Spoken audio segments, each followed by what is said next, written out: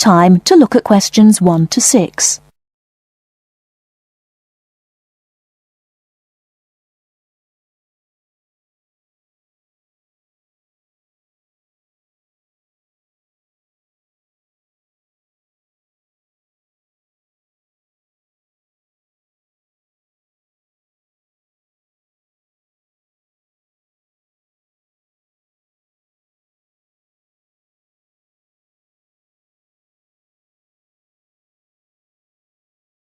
We shall begin.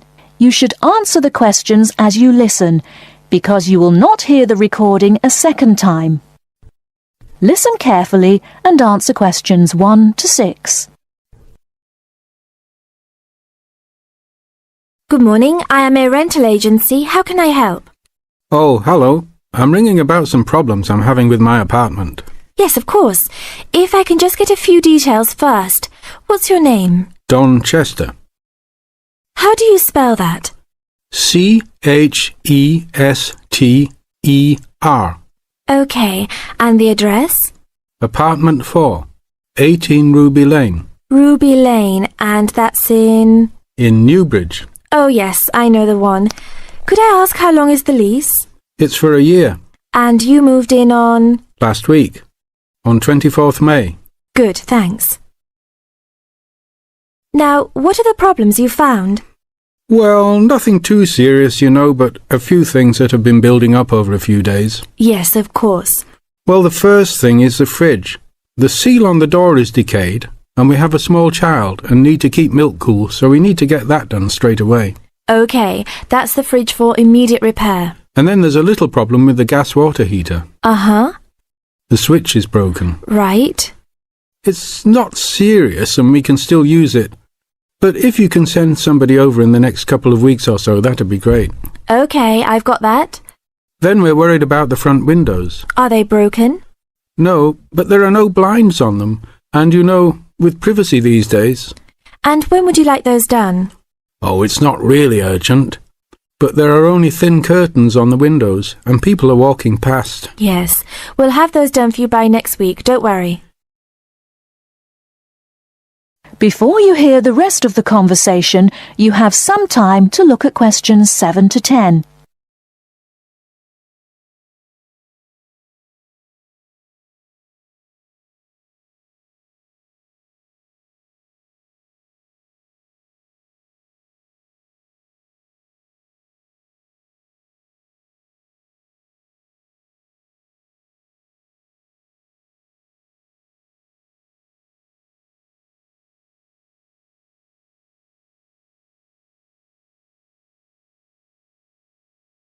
Now listen and answer questions 7 to 10. There are only thin curtains on the windows, and people are walking past. Yes, we'll have those done for you by next week, don't worry. And then there's the front door lock. It's getting quite annoying. It often jams and we sometimes have to fiddle with it for minutes before we can get in the apartment. I'd really like to get that fixed up right away. That's no problem. And then the last thing is the shower curtain. It's torn. Oh, right. We can get a new one and have it to you in the next week, if that's all right with you. Yes, that's okay. Anything else? No, that's all. Okay, fine. What we'll do now is get someone over to you this afternoon if you're home. Well, I'll be out for a short while. Okay. Tell us your preferred times. Well, the best time is about 2 o'clock. I'd have to check that with him. And if he can't get there then, what would be your second preference? Oh, any time up to 6 p.m. would be fine. Okay, I've got that. Great. Thanks very much. That's fine. Thank you for calling. Goodbye. Goodbye. That is the end of part 1. You now have half a minute to check your answers.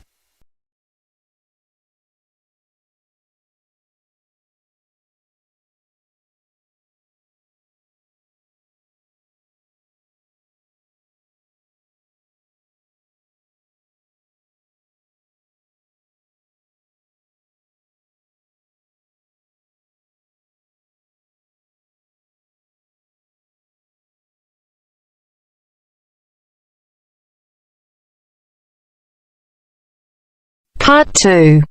You are going to hear an interviewer who is interviewing Alan. He made a great discovery of Mungo National Park. First, look at questions 11 to 15.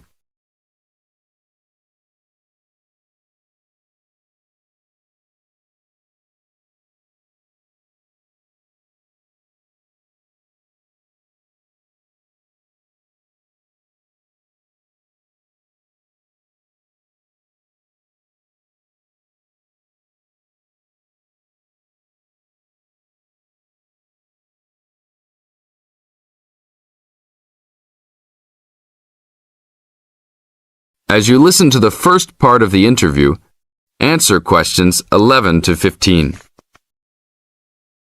An event occurred in 1996 over a period of 3 days that attracted considerable attention at the time and led to a new find in Mungo National Park, which is the focal point of the Willandra Lakes World Heritage Area in New South Wales, Australia.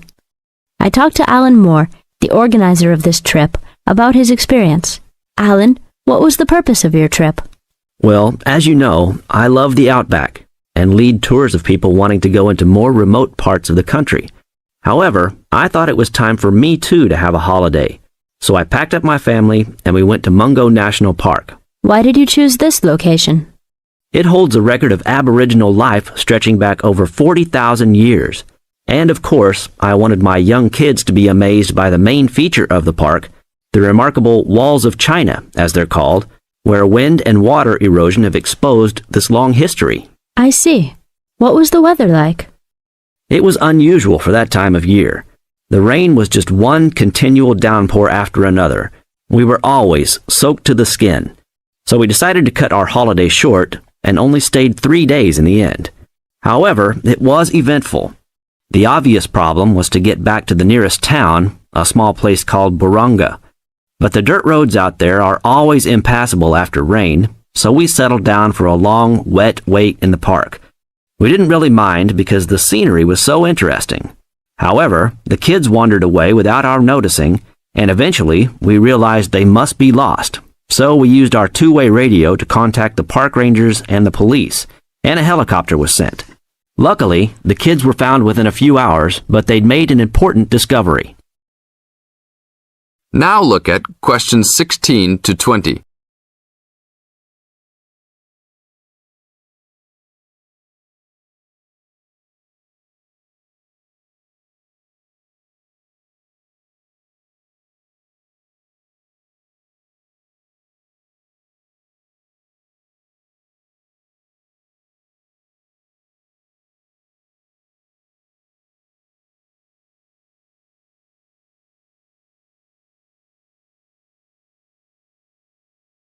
As the talk continues, answer questions 16 to 20. So, the trip was also eventful for another reason, wasn't it? Yes. They led us to some ancient Aboriginal art. The kids had taken shelter in a very small, low cave that was difficult to see from the outside. We were lucky to have another family camping in our location. When they heard us calling the kids, they immediately helped us search for them, and as the hours went by, they also provided us with much-needed support and encouragement. We really appreciated their help, and as we were already soaked through after looking for the kids for a couple of hours, they even made sure we had enough dry clothes to wear. The park ranger managed to get through to us to lead the search, and when the helicopter pilot notified us by two-way radio that he'd seen the children but was unable to land nearby, we were able to eventually find them very excited about what was in their little cave. And what did you think of their cave? Well, after squeezing in, I must say I was impressed, and managed to take a few photos of it before we left. There were many faint markings and dots on the wall. It was difficult to tell what they represented because they were so small, but people from the museum who have since visited there said the markings were similar to some other findings in the area, and later confirmed they were very old. Although it's now a protected site, the children like to call it their cave, and are allowed to visit it when a ranger can go with them. Thank you, Alan. If you go to Mungo National Park, you can see the entrance to the cave and some of Alan's photos at the ranger's station. Alan continues to lead tour groups in the outback, and if you want further information... That is the end of part 2. You now have half a minute to check your answers.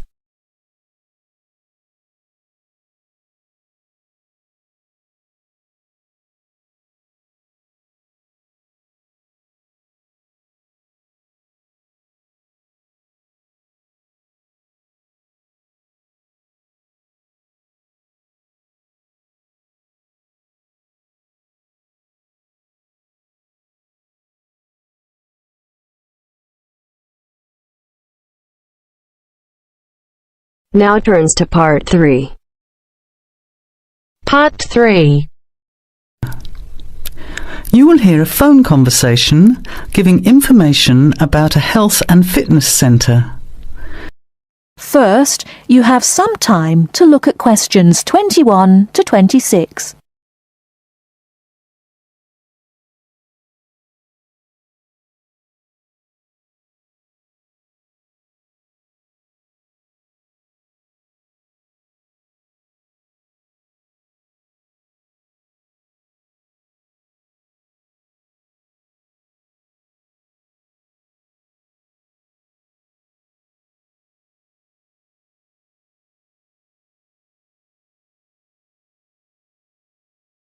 Now listen carefully and answer questions 21 to 26.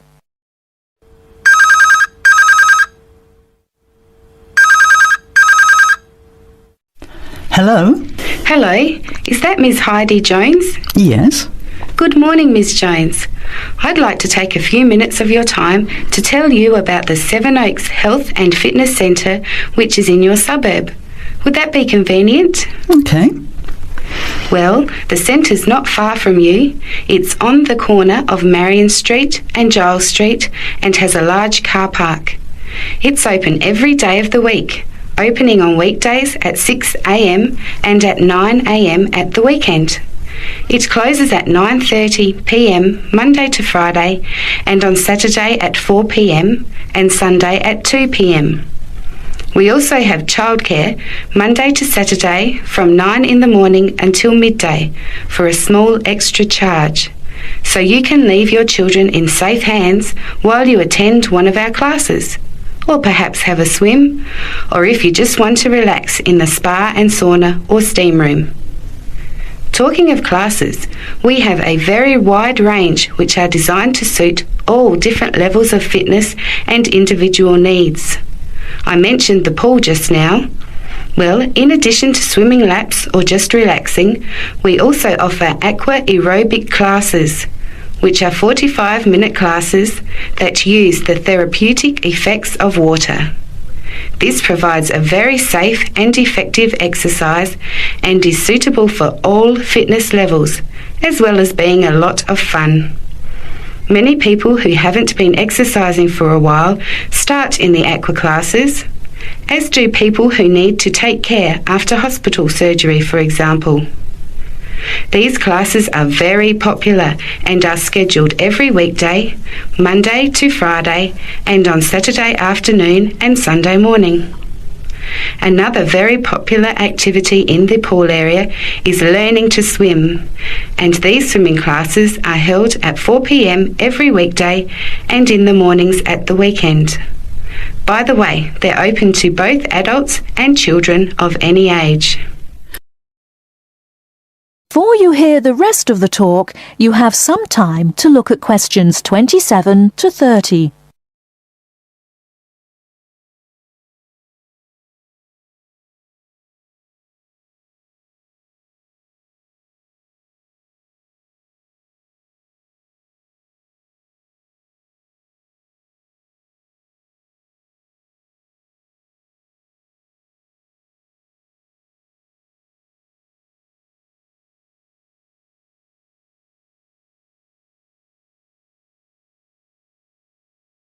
Now listen and answer questions 27 to 30. Now, it would take too much of your time to tell you in detail about all our programs, as we have a very wide range of activities at different times. However, I'll just outline some of them. Our super circuit classes are extremely popular, and you get a good aerobic workout while toning your muscles. They're easy to learn, as you combine using hydraulic equipment with exercises guaranteed to give you a good cardio workout. The teachers are very good and there's a fun atmosphere.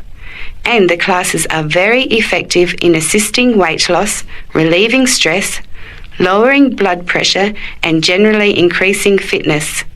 Oh, and I haven't mentioned our range of aerobic and step classes of different types which suit all levels. Our specially designed aerobics room holds over 55 people, and our highly qualified and trained staff can advise you as to which class might suit you. We are inviting you to a free 1-week trial period when you can come and try any of the classes or activities before you make the decision to join. By the way, there is also a large and very well-equipped gym where we offer free fitness assessments, and you can have an individual program designed just for you. Also, the cardiovascular room has the latest range of machines which help you burn fat, increase your fitness, or just warm up. They're very popular as you can forget all about the calorie burning by watching your favourite music videos on TV while you exercise. Right now we have a very special new member joining fee offer, which allows 2 memberships for the price of 1, a real bargain. So if you can, bring along a friend who'd like to get fit as well in time for summer. Come along and try us out. You can meet the staff. Try out some of the classes for a week, absolutely free.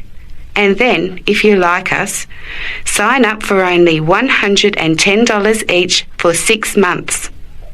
Thanks for taking the time to learn about the centre, and I hope we'll see you there soon, Heidi. I'll put one of our brochures in the mail for you right now. Bye for now. That is the end of part 3. You now have half a minute to check your answers.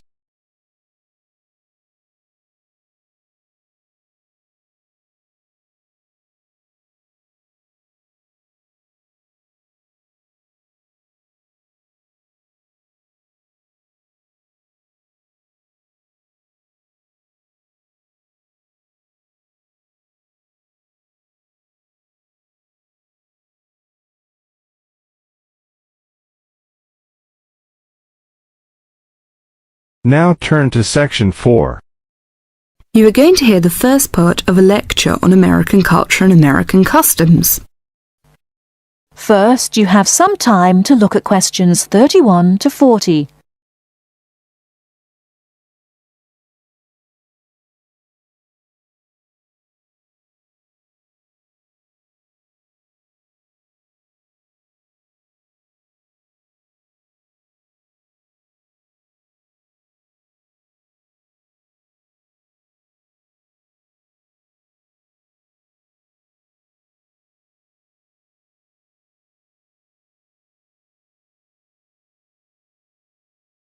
Now listen carefully and answer questions 31 to 40. Well, last week we talked about American education, and today I'm going to discuss American values, characteristics, personal habits and courtesies. Keep in mind as you are listening to this lecture that your goal is to understand, not to emulate or judge. Just briefly, I'd like to mention that there is a remarkable ethnic diversity in the United States. The population of the USA is about 260 million. 73% of the American population is white, 12% is African American, 8% Hispanic, 3% Asian or Pacific Islanders, and less than 1% American Indian or Eskimo. Many Americans resent generalizations being made about them because Americans see themselves as very unique and individualistic. On the other hand, Americans tend to lump foreigners together into one lot and condescendingly view foreigners as people who are not as intelligent or sensible as Americans. Despite Americans' dislike of generalizations and their ethnocentric point of view, it becomes evident that they are indeed American. Americans value individualism, independence, informality, directness, punctuality, achievement, and competition. Individualism is probably the most highly esteemed value in the American culture and an important key to understanding American behavior. In the historical development of the country, individuality was crucial for survival. If you asked Americans to characterize the ideal person, they would probably use adjectives such as autonomous, independent, and self-reliant. Persons tend to be viewed as individuals rather than as representatives of a family or a group. Here are some examples of how this value affects behaviours. 1. If a group of friends go to a restaurant, everyone wants to pay their own way. In other words, they want to have separate checks and not be someone's guest. 2. In friendships, which seem to initially develop more quickly in the US than in other cultures, the Americans may feel uncomfortable if you give them more help than they need. This is a tendency to draw back and see dependency as weakness. In some ways, the stress on the individual rather than the family or group has led to a more informal society. Sometimes this lack of formality is viewed by members of other cultures as a sign of lack of respect. But that is not the intention in the American value system.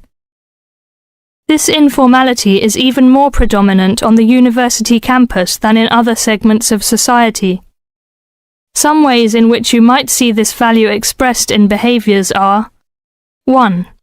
You will generally be on a first-name basis with other students, in spite of any age differences. 2. Dress is very informal on campus. 3. Language is informal and sometimes confusing. Phrases like "see you later" and "drop by any time" are not meant literally. They are informal ways of saying goodbye. Americans are direct. Honesty and frankness are more important to Americans than saving face. They may bring up impolite conversation topics which you may find embarrassing, too controversial, or even offensive.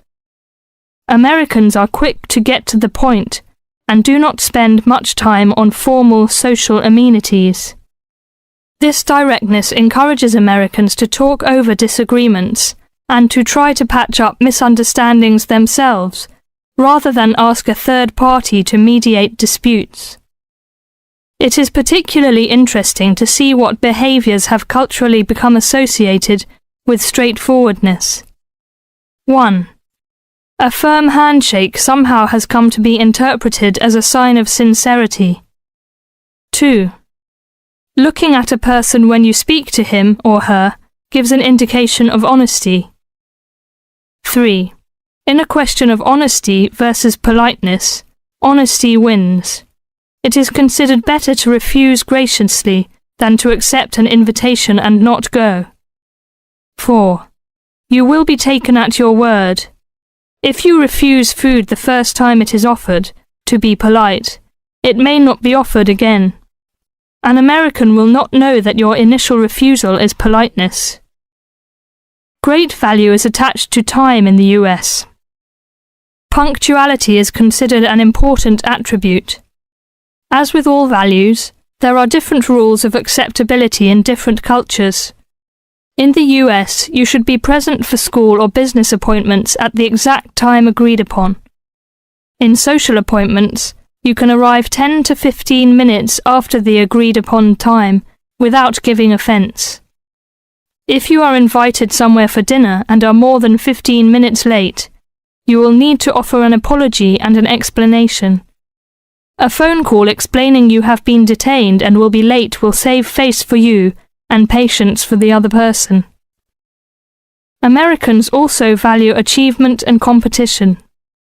The American style of friendly joking or banter, of getting the last word in, and the quick and witty reply are subtle forms of competition.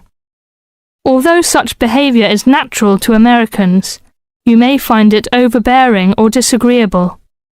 Americans are obsessed with records of achievement in sports, and sports awards are often displayed in their homes. Also, sometimes books and movies are judged not so much on quality, but on how many copies are sold, or on how many dollars of profit are realized. That is the end of part 4.